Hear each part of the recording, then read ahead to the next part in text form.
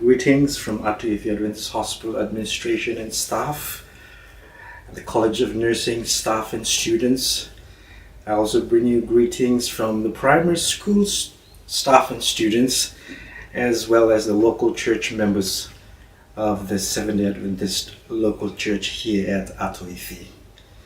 It is indeed another blessing and privilege for me to be able to share with the committee and the rest of the members this mid-year video report, in which we want to share with you not only the challenges that as an institution we went through, but more so the opportunities and blessings of what God can still do through our time of crisis. I hope you'll be blessed with this brief report.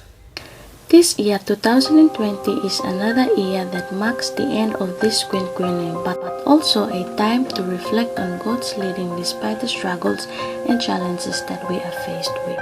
2020 commenced with a much hype and vigor for the Atoifi staff, faculties and students, since it is the year of the youth with a major youth population.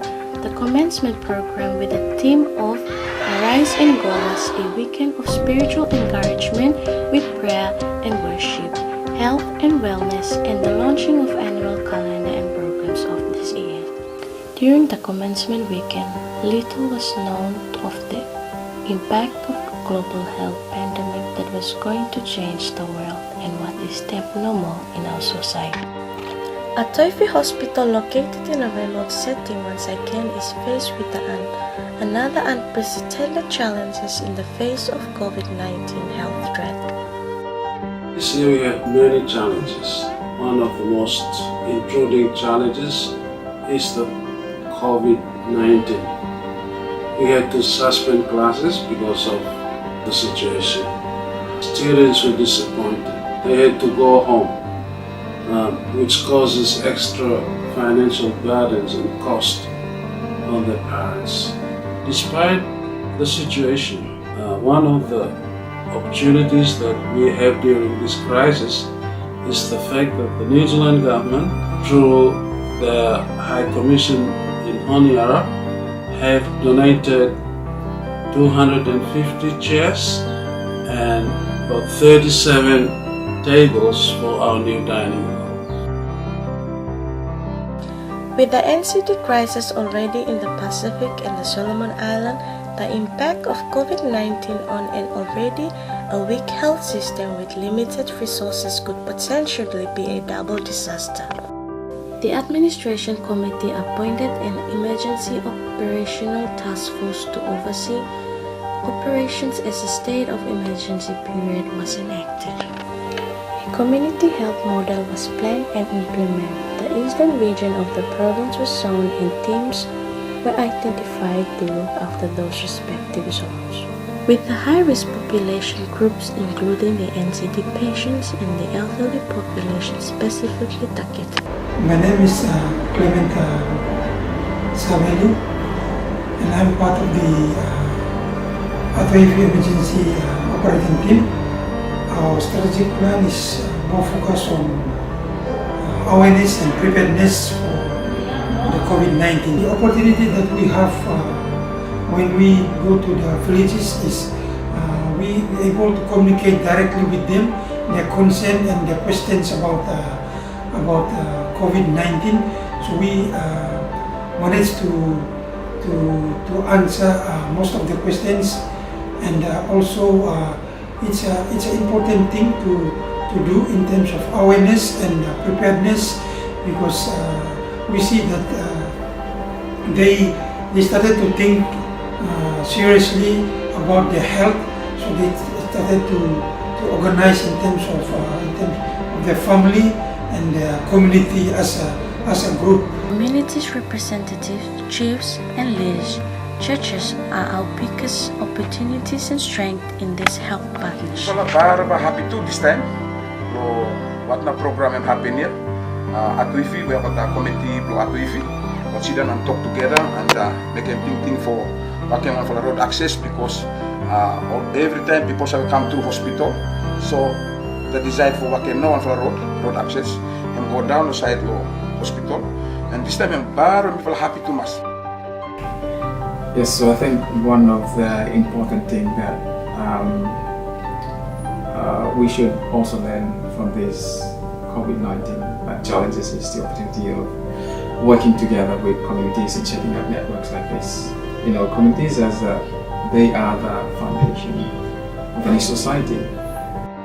A senior pastor from the South Sea Evangelical Church asked me to share to his church congregation about any information on COVID-19. I accept the call, and for 3 nights I was able to share with them, and more than 100 people turned up during the presentation.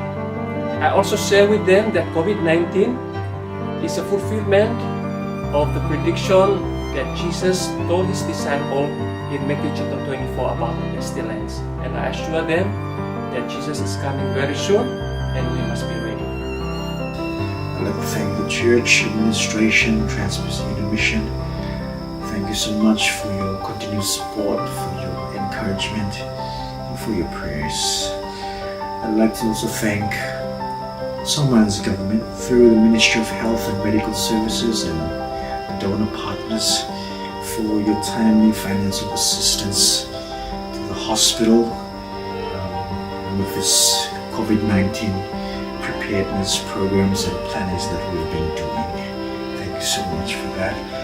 I'd like to also thank Honorable Member for East Kwayu, Honorable Stanley Sofu, who's donated those heavy machineries, heavy equipment that were used during one of the major developments on site. Thank you so much for your assistance as well towards the hospital. To the church leaders, to the church communities, chiefs of our Eastern region communities, thank you so much for your support. I'd like to request your continued support as we will continue to plan, as we continue to support each other with our preparations.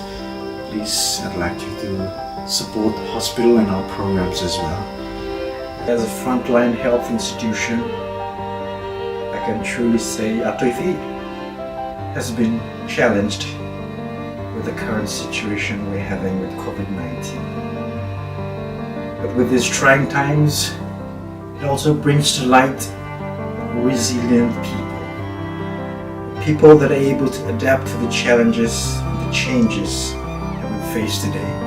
This has been very clear during the COVID-19 trainings and discussions that as an institution we had with our healthcare workers throughout the Eastern region of Malaita and our community representatives, leaders and chiefs. Same sentiments were shared. Come what may, God is still in control. It's true, the unpredictability of the future and of what the future holds brings a lot of anxiety, stress, as it's a norm as frontline workers. And I'd like to also encourage us, as I stated in Isaiah 40th chapter, that God will give us the power and the strength to continue on through times like this. May God bless you all. Thank you.